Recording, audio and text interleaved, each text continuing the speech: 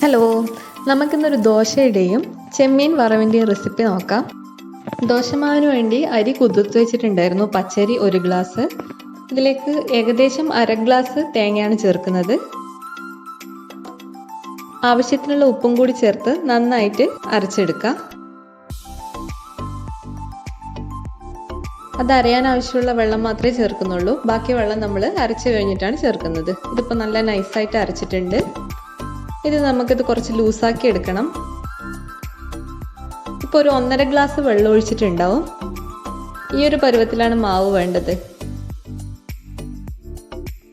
ഇനി നമുക്ക് ചുട്ടെടുക്കാം.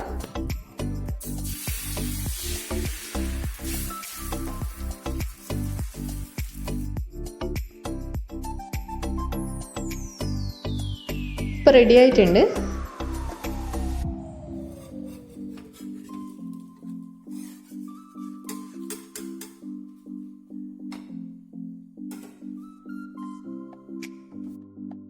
ഇതുപോലെ തന്നെ ബാക്കിയുള്ളത് നമുക്ക് ചുട്ടെടുക്കാം.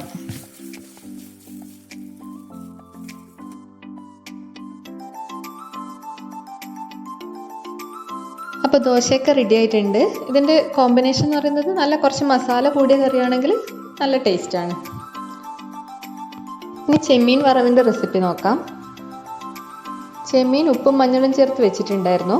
അതൊരു ചട്ടിയിലേക്ക് മാറ്റാം. അതിലേക്ക് ആവശ്യത്തിനുള്ള മുളക് പൊടി ചേർക്കാം. 2 സ്പൂൺ മുളക് പൊടിയാണ് ചേർത്തിരിക്കുന്നത്. 1 സ്പൂൺ മല്ലിപ്പൊടി, കുറച്ച് ഉപ്പ്, എല്ലാം കൂടെ നന്നായി മിക്സ് ചെയ്തിട്ട് അത് മുങ്ങിക്കിടക്കാൻ ആവശ്യമായിട്ടുള്ള വെള്ളം ഒഴിച്ചു കൊടുക്കാം.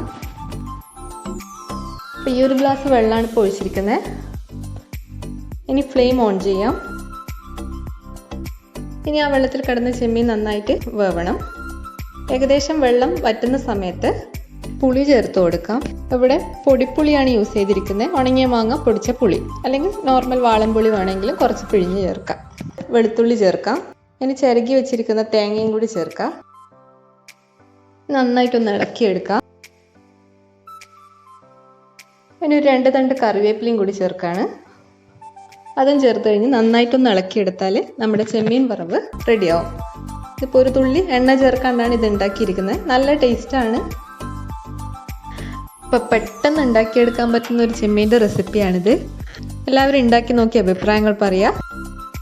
അപ്പോൾ അടുത്തൊരു വീഡിയോ ആയിട്ട് കാണുന്നവരേക്കും ബൈ.